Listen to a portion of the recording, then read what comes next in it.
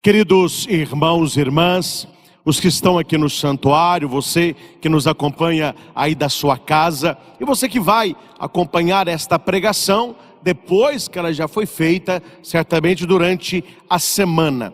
Nós estamos celebrando o 27º domingo do tempo comum. Muitos os temas dessa liturgia, mas aquilo que vai nos conduzir à reflexão é o tema da fé. A primeira leitura com o Evangelho, de maneira mais profunda, você vai ouvir a pregação anterior a essa, que foi a pregação da missa da manhã. Nós vamos agora à noite ficar mais com a segunda leitura de Paulo a Timóteo. Claro que eu vou também citar as demais. Mas o Evangelho lido, Lucas 17, 5 a 10, seria bom que você assistisse à pregação anterior a essa para entender o contexto da parábola de Jesus e a aplicação da profecia de Abacuque. Para que possamos aprofundar um pouquinho a segunda leitura, a gente precisa entender um pouquinho do Evangelho e da primeira leitura. O Evangelho nos traz um ponto central na nossa vida, que é a fé. A fé é dom e é conquista. É dom de Deus, mas ela deve ser cultivada. Imagine a fé como uma planta que você ganha de presente. A planta você recebe de presente, mas dali para frente é com você. É preciso cuidar, aguar, etc. Assim é a nossa fé. A fé é um movimento. Se a fé não está crescendo, ela está diminuindo. A fé ela não fica estagnada. É igual andar de bicicleta. Se você não movimenta, a sua fé ela vai caindo. E os discípulos chegam perto de Jesus e pedem: Senhor, aumenta a nossa fé. Aqui nós temos a certeza de que a nossa fé ela pode ser aumentada. Eu não sei o tamanho da sua fé, você não sabe o tamanho da minha, só o Senhor o sabe. Nós temos termômetro, que vai tirar a nossa temperatura. Nós não temos fedômetro, então a gente não sabe quem tem fé diferente da nossa. Meu professor de Bíblia, muito engraçado, o padre Benjamin, ele falava assim: em questão de fé, ninguém sabe quem fede mais, quem fede menos, né? Porque ou Deus sabe, ou ninguém irá saber. Então é uma questão sua, é uma preocupação sua de purificar a sua fé, aumentando a sua fé, que começa com um pedido: Senhor, eu creio em vós, mas aumentai a minha fé. E fazer de tudo para aumentar a sua fé, alimentando a sua fé. Como? É o que nos diz a segunda leitura. Como que eu posso aumentar a minha fé, uma fé sólida em Jesus? Porém, antes de irmos para lá, permita-me citar as duas parábolas de Jesus apenas com significado. A primeira, Jesus diz que uma fé pequena é um milagre grande. Vamos repetir isso. Uma fé pequena é um milagre grande. Ou seja, não existe fé pequena. Se a sua fé é do tamanho de um grãozinho de mostarda, ela já faz o milagre acontecer. Olha, você tem que aprender aqui, olha a palavra. Aumenta a nossa fé. Jesus conta uma história. Se vós tivesseis fé, mesmo que pequena, do tamanho de um grão de mostarda, você diria a esta moreira, este sicômoro: arranca-te daqui e planta-se ao mar. Aqui já são dois milagres, né? Primeiro milagre, que uma vez que se planta uma moreira ou um sicômoro, não se arranca nunca mais, porque ele tem raízes profundas para baixo e para o lado, então ele fica enraizado ali. E eu não sei se você já foi à praia, eu nunca vi uma árvore plantada no mar. Eu nunca vi um mar lá no meio. O que é aquilo? Não é uma árvore plantada. É algo impossível à nossa inteligência. Como que você vai plantar uma árvore no mar? É por isso que Jesus está dizendo que aquilo que é impossível para o homem é possível pela fé.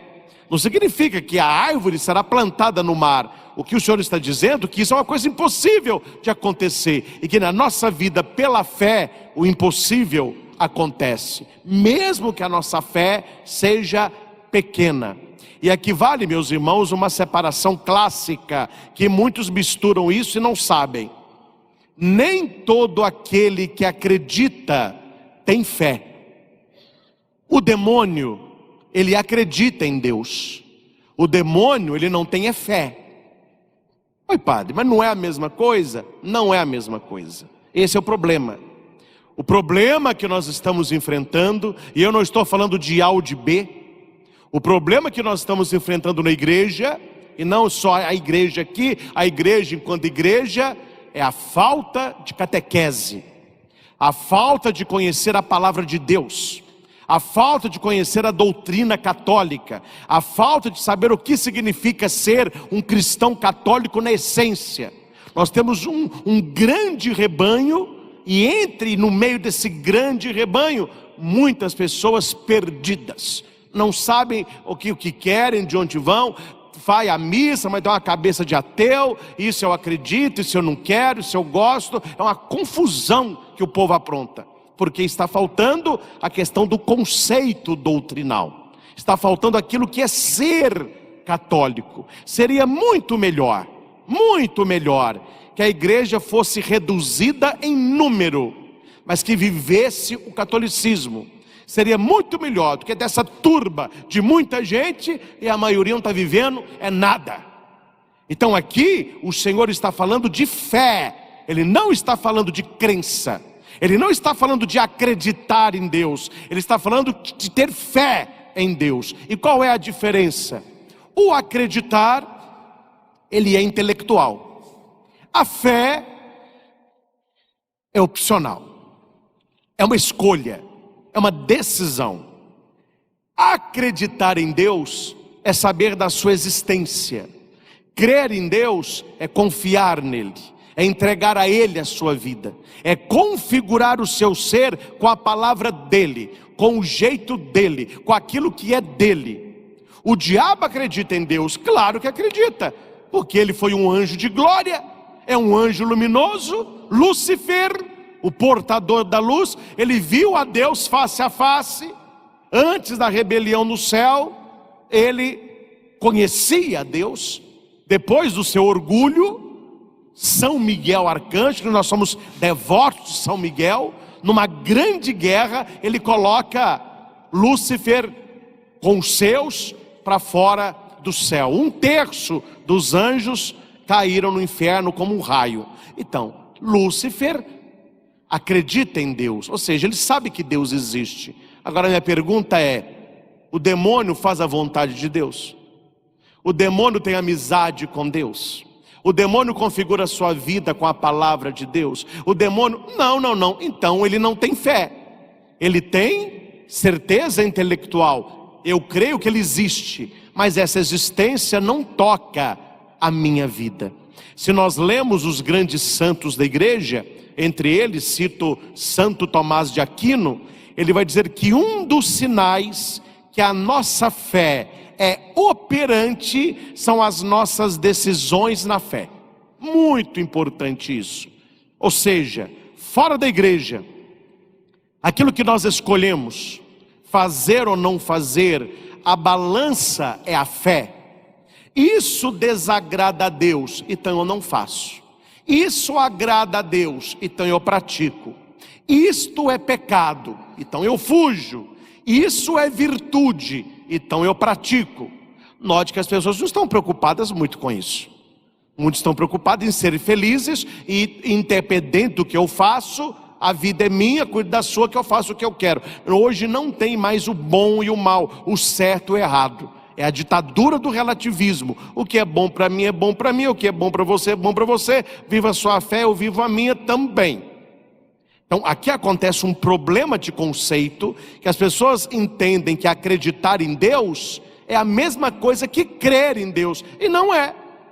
O acreditar em Deus me leva a ter respeito a Deus, me leva até ir à missa, eu não brinco com as coisas sagradas, eu respeito o Senhor, eu sei que Deus existe, tudo bem. Mas a minha pergunta é, essa crença na existência de Deus, quando é que ela toca a sua vida? Quando é que Ele transforma a sua vida? Quando você entrega para Ele o coração.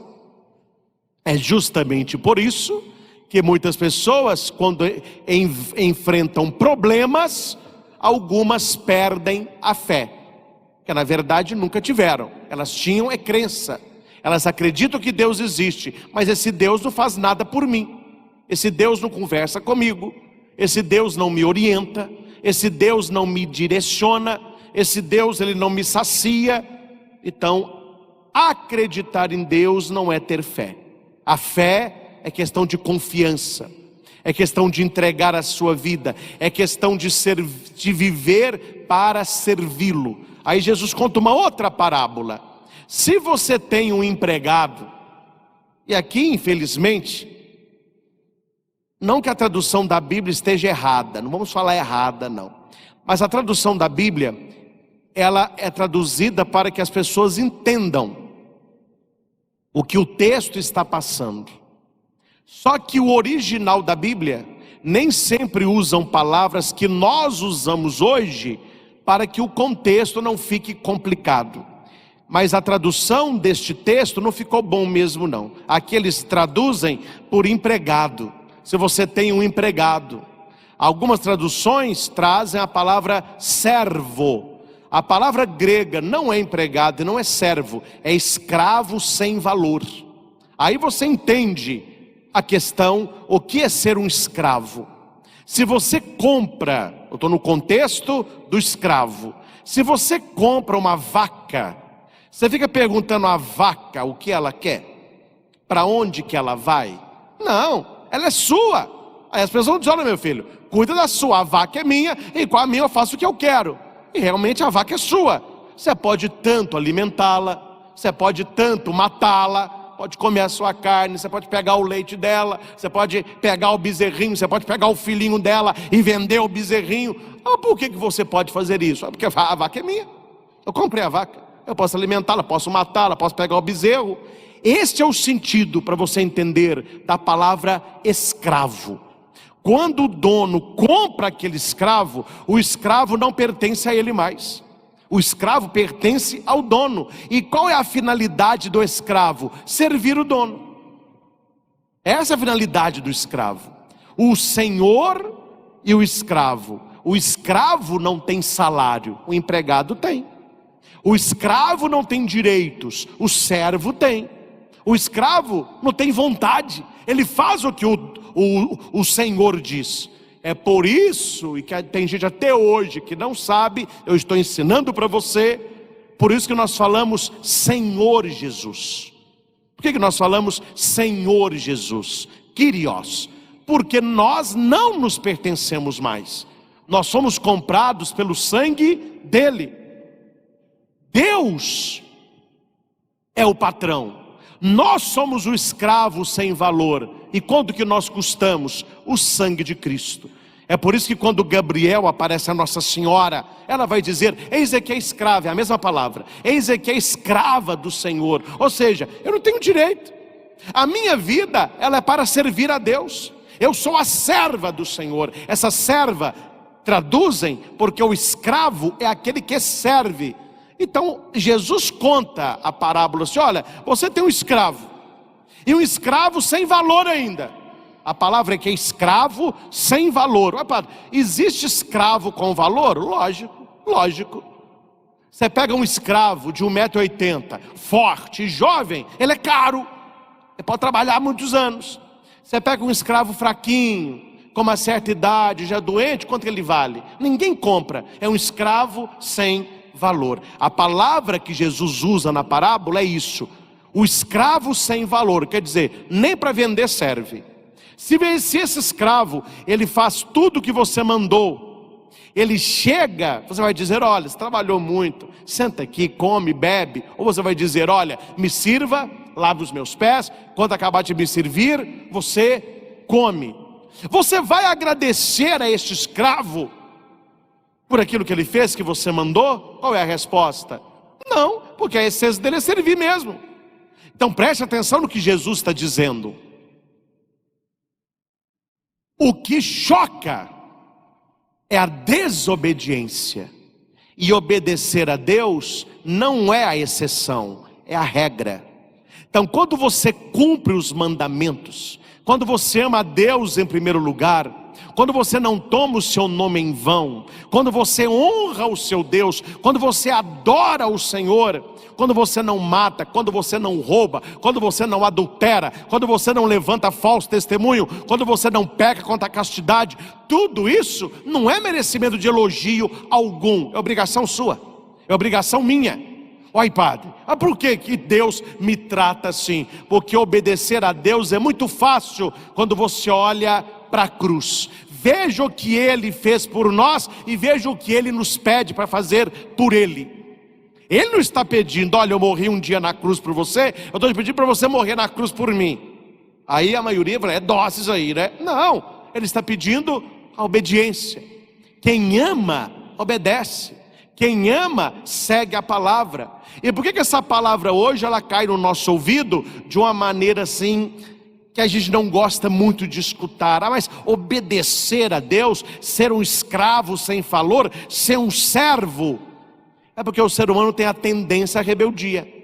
Ele tem a tendência a se achar. O ser humano se acha. E tem uns que se acham tanto que nem Deus eles precisam.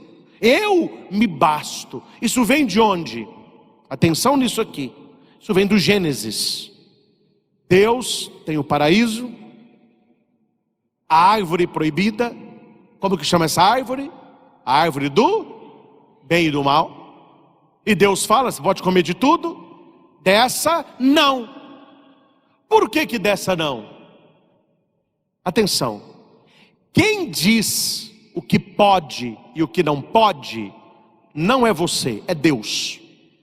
Quem diz o que é pecado e não é pecado, não é você, é Deus. Quem diz o que está certo e errado, não é você, é Deus. Então você não vai comer dessa árvore, porque quem vai dizer para você o que é bom e o que é ruim sou eu. O que vai mostrar o que é bom e o que é ruim não é você, sou eu. E a serpente vai dizer, olha, se você eu comi isso aí. Deus não quer que você seja como ele. Aí o ser humano, ele peca. E este pecado chega até nós hoje como? As pessoas, quando eu falo as pessoas, quem vive longe do Senhor, elas não estão interessadas naquilo que Deus disse que é pecado ou naquilo que Deus disse que não é pecado. Elas estão interessadas em ser feliz. Eu quero ser feliz. Se é pecado ou não é, eu não estou nem tchum. Eu faço mesmo, a minha vida é assim mesmo. Para mim não é pecado, para mim não é errado. Por que as pessoas falam isso hoje? Converse com fé, não com todos, mas com alguns jovens, alguns adolescentes. Eles têm na cabeça exatamente isso. Não, o importante é eu fazer o que eu acho certo. Se eu não acho que está errado, eu posso fazer, porque o ser humano pegou o que é de Deus. Deus é que falava, isso é errado, isso é certo. O ser humano hoje fala, não, eu acho que não é. Então, não é. Isso quem fala que é errado é a igreja, o padre, o bitolado. Hoje já as coisas mudaram, porque o ser humano subiu num pedestal que pertence a Deus. É Deus que vai dizer nos seus mandamentos, não faça isso, não faça aquilo, isso é pecado, isso é errado. O ser humano não quer se submeter. Eu não quero que Deus diga para mim o que é certo e o que é errado. Pode deixar que eu digo o que é certo e o que está errado. E na verdade o que o ser humano está gritando, eu estou certo, Deus está errado. Eu é que sei, Deus não sabe. É a criatura se rebelando contra o Criador. Isso tudo que eu contei para vocês tem um nome, pecado original. Adão e Eva se arrogaram que eles agora podiam escolher o que é certo e o que é errado. É por isso que na segunda parábola Jesus vai dizer que nós, a começar de mim, olhando para Jesus, nós só temos uma coisa a dizer: Senhor, eu sou um escravo sem valor, eu sou inútil, eu fiz o que eu devo fazer. Ou seja, aquilo que eu fiz não tem glória nisso, não tem honra nisso, não é que vai me encher de soberba. O que eu fiz, olhando o que o Senhor fez por mim, é nada, é nada. Por mais que eu canse, corre para um lado, corre para o outro, grava ali, escreve ali, dorme tarde, não come. Tipo assim, quando eu estou cansado, a minha mãe fala comigo: meu filho, você está arrebentado hoje. Eu falei: não, mãe, hoje o negócio está feio, dorme ali um pouquinho, senão você não dá conta do negócio não. Aí quando a gente vai rezar à noite, quando eu vou celebrar uma missa lá em casa, privada, aí minha mãe fala assim: por mais que a gente esteja cansado, por mais que você canse essa missão, é muito pouco ainda, olhando aquilo que Ele fez por mim. Esse servo inútil. Eu sou um empregado, um escravo sem valor. Eu faço, eu tenho que fazer mesmo. Para Deus não é honra fazer a coisa certa. Para o cristão não há vantagem fazer a coisa certa. Fazer a coisa certa é a coisa certa a fazer. O errado é quem pega o caminho errado. Então é isso que fala o evangelho de hoje. A questão da fé, ela passa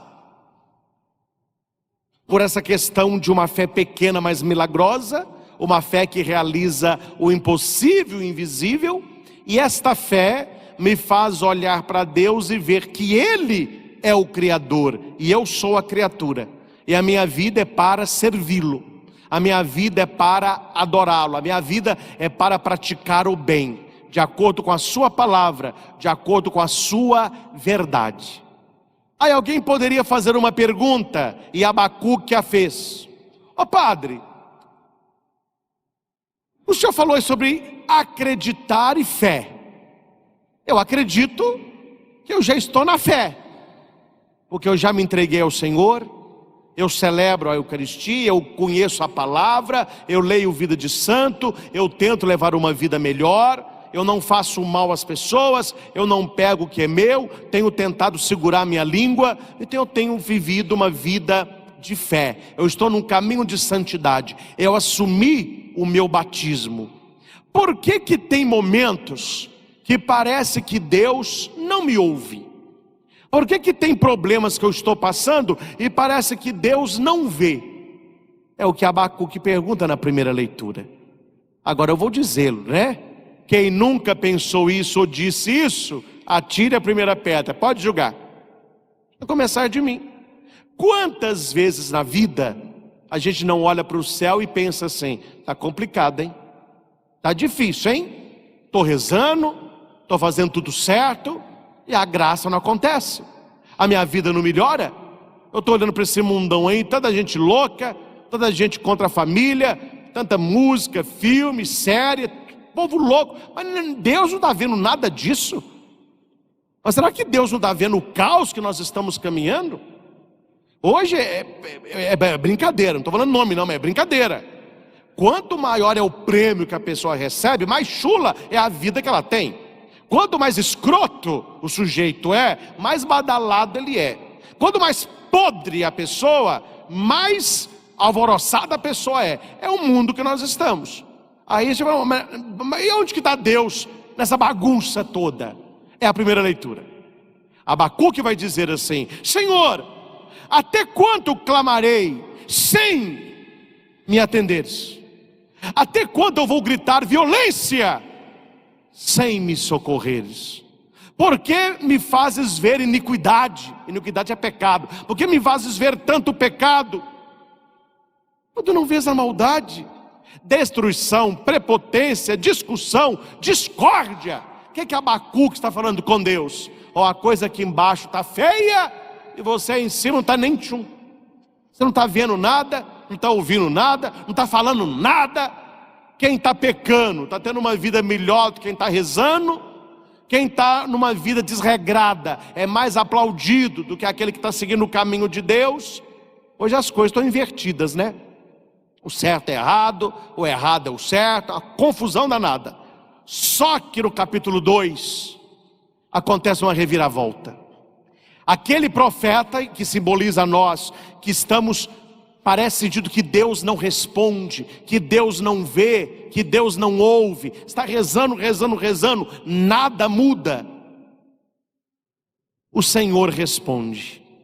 Deus, Ele está presente. E no momento Ele responde. E Ele vai dizer, a visão refere-se a um prazo definido, mas tende para um desfecho e não falhará. Se demorar, espera. Se demorar, espera. Se demorar, espera. Tenha no coração a fé. Aquele, atenção, que acredita em Deus, quando a graça não acontece, ele desespera. Mas aquele que tem fé em Deus, quando a graça demora, ele espera no Senhor. Uma coisa é você esperar, outra coisa é você esperar no Senhor. Qual é a diferença? Esperar pode ou não acontecer. Falei sobre isso de manhã, quando tinha aquela missa da família Nossa Senhora Aparecida. Teve um cerco de Jericó, acabou mais tarde, o pessoal ainda ficou ali. A hora que eu estava indo para a casa paroquial, tinha um rapaz no ponto de ônibus, que era em frente à casa paroquial, perto daquele lugar de sanduíche na esquina. E ele assim, ó. Falei com ele, e aí, meu caro, tudo bem? Tudo bem, padre, demorei demais, comprei umas coisas gostosas para levar. Quando eu estou aqui no ponto, eu não sei se tem ônibus ainda. Falei, ó, pelo horário, tem na JK, aqui pelo horário. Falei, eu vou esperar mais um pouco, quem sabe? Ele estava esperando? Estava esperando, mas ele tinha certeza que o ônibus viria. E se o ônibus demora? Deixa eu me virar, é Uber, eu vou a pé, eu vou dormir aqui. Olha a diferença de esperar e de esperar no Senhor. Quando você espera no Senhor, a sua esperança está acima de toda espera, porque a espera no Senhor não é uma dúvida, é uma certeza. E quem me dá essa certeza?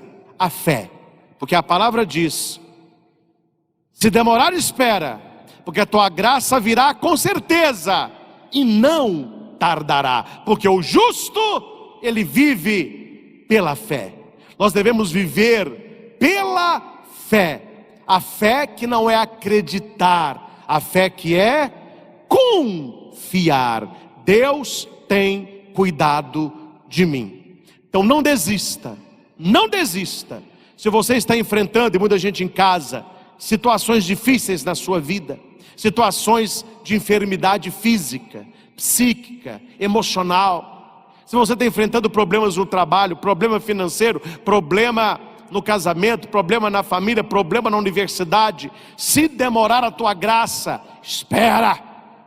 Eu que quero, você que é um casal, quer engravidar, está rezando, continua. Se demorar, espera, reza, espera. Padre, eu queria tanto ter um namorado, uma namorada, ainda não apareceu. Espera, mas espera no Senhor. Como que eu espero no mundo? Reclamando, blasfemando e perdendo a esperança. Como que eu espero no Senhor? Indo à missa, fazendo adoração ao Santíssimo, lendo a palavra, rezando o terço, leitura espiritual, conhecer vida de santo. É assim que nós esperamos no Senhor. Deus respondeu a eles e Deus haverá de responder a nós. Eu acho muito engraçado, muito engraçado, quando as pessoas conversam comigo e elas ficam assustadas e até assim admiradas, achando que eu tenho assim um poder sobrenatural, quando eu digo para elas que eu converso com Deus, e que Deus me responde, Deus me direciona, Deus me dá palavra, Deus me dá pregações prontas, Deus me leva a vários lugares, Ele abre portas, aquilo que é impossível para mim, acontece. Oi, padre, mas é porque o senhor é padre. Não, meu filho, é porque você tem que estar em sintonia, você tem que ter amizade com o Todo-Poderoso, entendeu? Você tem que sair do acreditar e ir para a fé. O nosso Deus não é mudo, e Ele fala com todos nós. E qual é a maneira principal de Deus nos falar? Pela palavra. A liturgia deste domingo, Deus me falou, não, Deus gritou comigo. Eu preparando as leis, falei, meu Deus, mas que maravilha, como que o Senhor é um Deus maravilhoso? Palavra, Deus está me falando. Bíblia fechada é livro, Bíblia aberta é boca de Deus. Então abra a boca de Deus lá na sua casa, abre a boca de Deus na tua vida, abrindo a Sagrada Escritura e lendo. E a segunda leitura, e é nela que nós vamos pôr a cereja do sorvete. Paulo, e o que eu não falei na parte da manhã, ele vai dar uma receita. Como que a minha fé se torna uma fé operante? Como que eu posso aumentar a minha fé? Esta é a pergunta, certamente está no coração de todos vocês. Como eu posso ter uma fé melhor? Como eu posso ter uma fé poderosa? Como que eu posso ter uma fé que os santos tiveram? Olhando Santa Teresinha, o tempo de Deus para ela não foi o tempo de Deus para nós. Morreu jovem, mas ela cumpriu a missão dela. Carlo Acutis, o tempo de Deus para ele não é o tempo de Deus para nós. Para nós, morreu muito jovem. Para Deus, ele tinha chegado à plenitude. Aí você olha a idade de um Carlo Acutis e olha a idade de uma Madre Teresa de Calcutá. João Paulo II. O tempo de Deus é muito diferente. Nós precisamos entender que Deus, ele não lida conforme nós lidamos. Não sei se você sabe disso, só para você me entender. Quando um civil, ele resolve ser militar, vamos pegar aqui o exército. Eu quero ser um militar do exército, quero ser da aeronáutica, quero ser da marinha. Ele não vai para a formação direto. Ele vai para uma escola preparatória, onde ele vai viver um ano. Claro, tem aulas, tem exercício, tem provas, mas este um ano é para quê? Para que ele aprenda como o militar vive.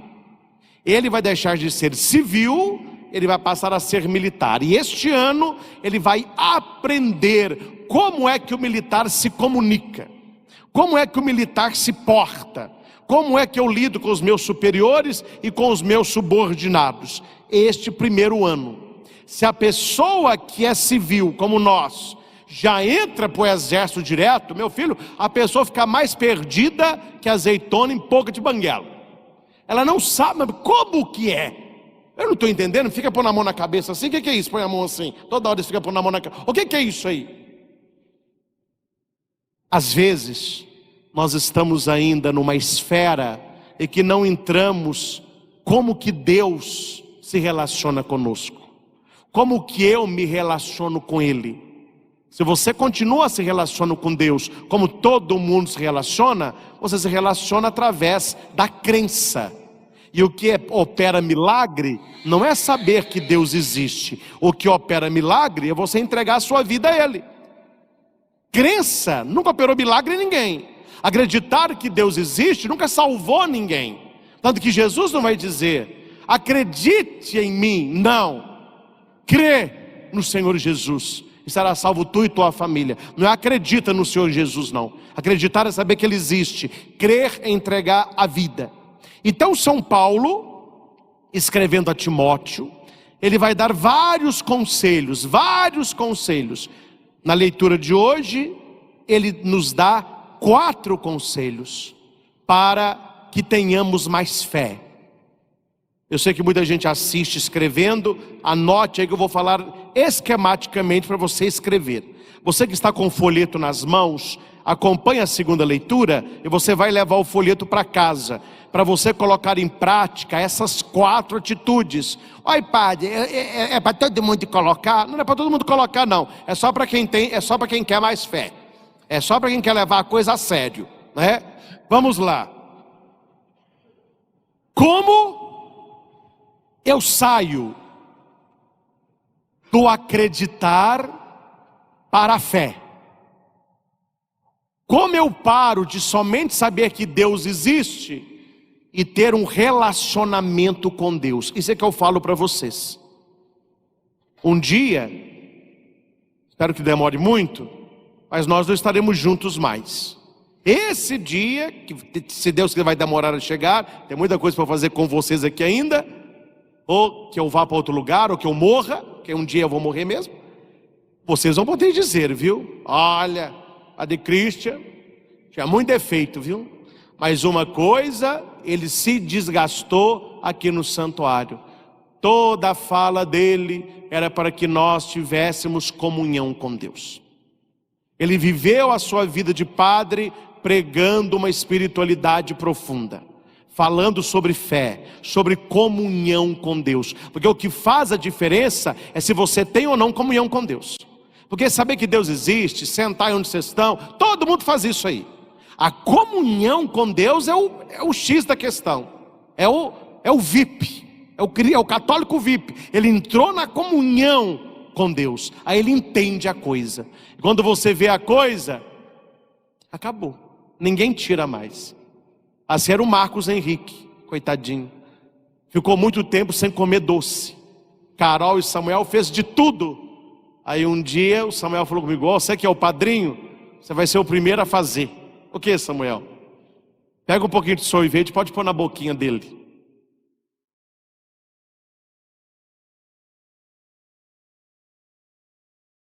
Meu filho, desse dia para frente, aquele limão que ele chupava com tanto gosto, ele só quer agora sorvete. E ainda aprendeu a falar: açaí, eu quero açaí. Por que que isso aconteceu? Porque antes ele acreditava no sorvete. Como assim, padre? Nós tomávamos, ele não podia. Então a Carol engabelava ele com uma fruta, com um pedacinho de melão, mas ele via na mesa o sorvete. O sorvete está ali, então eu acredito. Mas quando ele provou, ele saiu do acreditar e foi para a fé. E uma vez que ele provou, você pode falar com ele à vontade: é ruim. Não, é uma delícia. Acabou, ninguém tira mais. Aonde ele vai, eu quero sorvete, eu quero picolé. Você entendeu o que é experiência? Nós precisamos ter essa experiência de Deus, provar Deus, sentir Deus. Como, padre? Vamos lá. Primeiro, reavivar a chama do dom de Deus que nós recebemos. Repita comigo: eu tenho dentro de mim. Eu tenho dentro de mim A chama do dom de Deus. a chama do dom de Deus. Amém? Amém. Então é preciso reavivar esta chama, reacender esta chama, alimentar esta chama. Não sei se você já viu escoteiros acendendo fogo. Eles ficam ali. Aí começa a sair uma fumacinha. Oh, vai. Agora vai. Aí o coleguinha está lá com a palha. Põe a palha aqui, põe a palha. Ai, meu braço está doendo. Não, para não. Ó, pegou fogo. Ei. Aí aquele foguinho pequenininho, o que eles vão fazendo? Vão pôr no graveto, palha, madeira. Aí de madrugada, daquele fogão. Mas como que começou toda aquela fogueira grande? Tivesses fé do tamanho de um grãozinho de mostarda, é pequenininho que tudo começa, gente. Sabe qual a diferença da pessoa humilde e da pessoa orgulhosa? O humilde, ele quer ser grande. O orgulhoso, ele acha que já é grande. O meu pai, que é vivo até hoje, graças a Deus, José Emílio, ele se aposentou como gerente geral da Itaunense, que não existe mais, uma fábrica de pano em Itaúna. Ele estava num cargo onde ele olhava vários setores. Era um cargo muito bom na empresa. Mas ele entrou sendo gerente? Não, ele entrou carregando estopa. Era que, como a gente falou hoje, peão mesmo. Só que o meu avô falava com ele: Emílio, você consegue crescer lá dentro, faça isso. E o meu pai foi. Demorou alguns anos, de carregador de estopa para gerente. Estou falando de todos não, viu? Papai e mamãe, qual que é o problema dos nós adolescentes? Eles querem entrar gerentes. Sim ou não? Lembra a história nossa, lembra a sua infância, lembra o tanto que você ralou para estar onde está. Gente que começou sem nada, hoje pode ter até o império. Aí os que nascem hoje já querem o império sem fazer nada. Tudo começa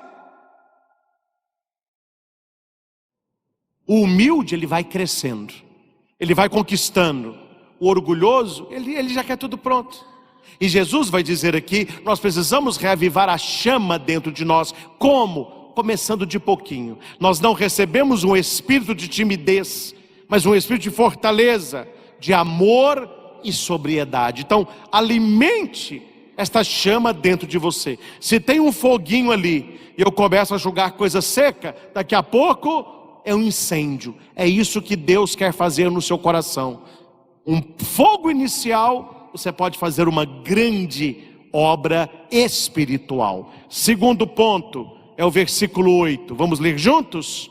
Não te envergonhes do testemunho de nosso Senhor. Não te envergonhes do testemunho de nosso Senhor. Como que eu cresço perante a Deus? Não tendo vergonha de testemunhar a Deus. Falar de Jesus, testemunhar o Senhor na tua vida, contar as graças que Ele já te fez. Há pessoas que têm vergonha de falar de Jesus. Há muitas pessoas que têm uma facilidade muito grande de contar piadas imorais. Mas quando é para falar de Jesus, não vou dizer para não queimar o meu filme. Quem tiver vergonha de Jesus nesse plano, Deus terá vergonha dele quando você estiver no reino dos céus.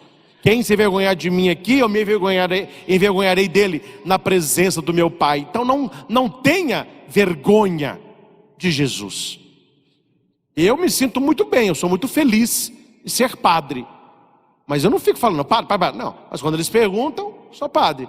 Então, no aeroporto, a prazer, documento. Vamos fazer aqui o seu check-in aqui no negócio. Então, vamos fazer a sua ficha no hotel. Profissão? Eu até brinco, falando, não é muita profissão não, mas pode pôr padre aí. O senhor é padre? Eu falei, sou, lá em Divinópolis. Ah, que legal. Aí, você é católico? Só tem uma medalhinha para você. Ai, padre, que alegria. Nossa, ó de Fátima. Peraí, ô Geralda, você quer uma medalhinha? Tem outra aí? Padre? Tem. Não estou falando mal de A ou de B não, gente. Mas eu conheço. Profissão? Professor. Por quê? Qual a vergonha de ser um padre? Por que não diz, eu sou um sacerdote da igreja, eu sou um padre, eu sou um ministro da palavra? Isso me enche de alegria. Ser padre para mim me enche de alegria. Mas tem gente, não, você está aprontando para lá, para o problema dele. Estou falando o meu ministério. Então, testemunhar Jesus com a própria vida. Não tenha vergonha de ser quem você é, e seja quem você é, aonde você estiver. Eu sou padre aqui de Divinópolis. Eu sou padre quando eu saio em missão. Eu sou padre quando eu estou numa praia. Eu sou padre quando eles me levam para passar uns dias no resort. Todo esse lugar eu vivo como padre. Deve vocês estar uma risadinha, né? Padre andando assim na praia. Aí chegou uma senhora e falou assim, ué, o que você está fazendo aqui? O padre, o mesmo que a senhora. Você não está de férias? Aí eu estou, mas eu não sou padre não. Olha minha filha, mas padre também descansa. É, padre, é por isso que o mundo está do jeito que está.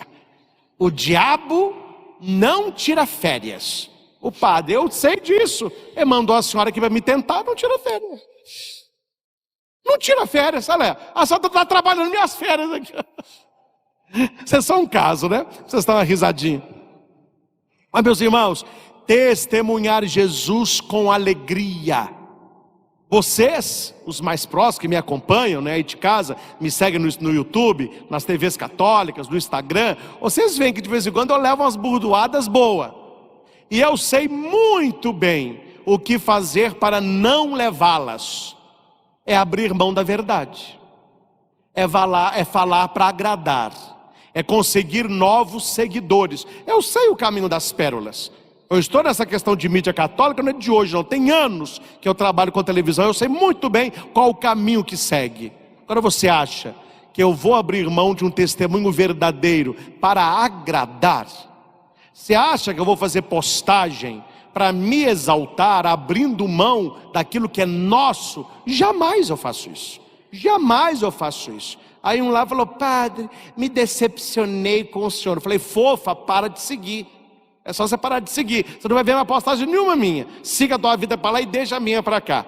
E se você quiser, eu te arrumo um gato. Por quê, padre? Você cuidar das 7 vidas deles e largar a minha. Aí você cuida da sede dele, deixa o padre. Gente, não tenha medo de testemunhar Jesus. Isso eu digo porque eu estou vendo. O mundo seria muito melhor se vocês não tivessem vergonha de testemunhar Jesus. Testemunhe Jesus. Terceiro, versículo 13. Usa um compêndio de palavras sadias que de mim ouviste em matéria de fé. Olha que bonito. Compêndio de palavras sadias. Qual um outro nome para compêndio de palavras sadias? Bíblia. Olha que beleza. Leia a palavra. Foram as palavras que de mim ouvistes em matéria de fé. Bíblia não é livro de ciência.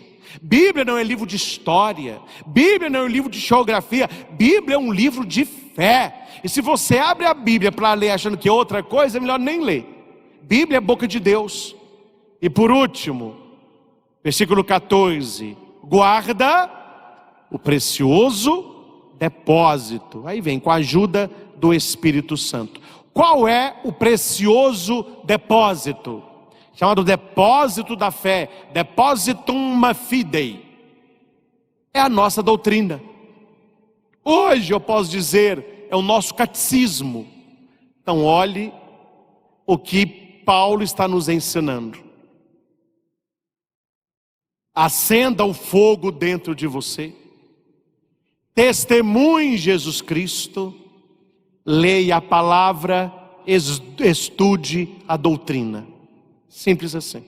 E não é difícil o que eu estou falando para vocês. Foi o que Paulo disse há 2000 anos atrás.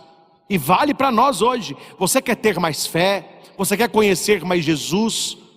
Outra coisa, gente, não precisa responder alto não. Você não gostaria de ter poder espiritual? Não é o padre apenas, isso é para você. E graças a Deus, nosso último Luz de Vida, eu conversava muito isso com a irmã Zélia.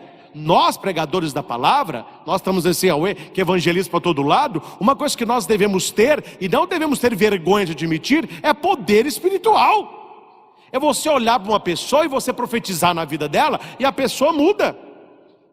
A gente falou no encontro agora, que eu estive lá em Vitória, eu não entro em batalha para perder.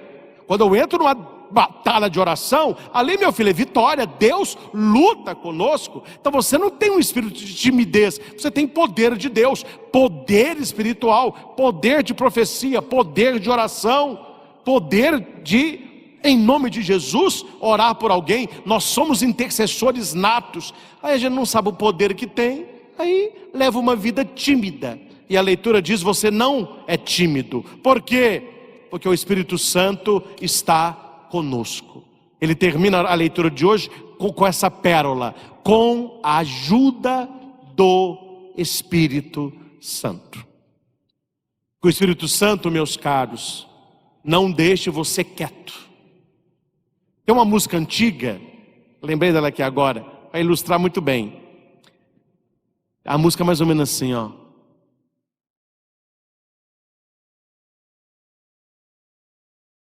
A PUC e o percevejo fizeram combinação. Não tem isso aí? Fizeram serenata debaixo do meu colchão. Aí fica, remédio, procuro, mas não vejo, não sei se era. Ou seja, o cara tem quieto. Ele está procurando e não acha, e a pouco percebe, entendeu? É isso que eu desejo que o Espírito Santo faça com você, meu caro. Que ele te inquiete, que o Espírito Santo te cutuque. Que a palavra pregada esta noite não deixe você quieto até você cumpri-la. Eu preciso assumir o meu espírito, que não é de timidez, é de poder. Eu não quero acreditar em Deus, eu quero crer em Deus, entregar a Ele a minha vida. Eu quero reavivar o dom de Deus, reacender a chama de Deus. Eu quero testemunhar Jesus, eu quero falar de Jesus. Eu quero conhecer a palavra, e eu quero me aprofundar na doutrina, que é o depósito da fé. Isso é para todos os cristãos, de maneira especial para todos os católicos. Se assim nós vivêssemos, nós seríamos mais felizes, e através de nós, Deus faria muito mais pessoas também felizes. E isto não é para alguns escolhidos, é para todos nós batizados. Se você já recebeu o batismo, Deus tem um pacto com você. E mesmo que você seja infiel, Deus permanece fiel, porque Ele não volta a sua palavra atrás. Deus te escolheu. Ele não precisou de motivo nenhum para te escolher, você era o motivo. Então, faça para Jesus um pouco, olhando aquilo que Ele fez por nós. E depois que fizermos tudo, que você diga: Senhor, eu sou um escravo sem valor, inútil. Eu fiz o que eu tinha que fazer. E se assim chegarmos a dizer, nós vamos ouvir da boca de Jesus: vinde, benditos de meu Pai, para o reino preparado para vós antes de todos os séculos. A inutilidade nossa perante Deus move o coração de Deus, porque há poder na nossa humildade, há poder estando com Deus, há poder reavivando o dom. Que essa semana seja de também reflexão dessas leituras. Você de casa, o meu conselho, que você volte nessas leituras de hoje. Amanhã, quando você trabalha, ou no intervalo, ouça a pregação antes dessa. Veja aqui embaixo o número desta pregação, escute também a anterior.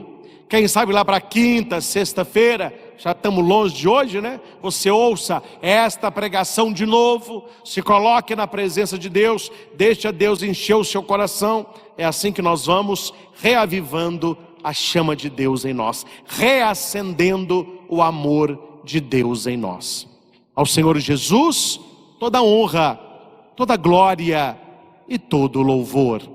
Louvado seja nosso Senhor Jesus Cristo. Para sempre seja louvado.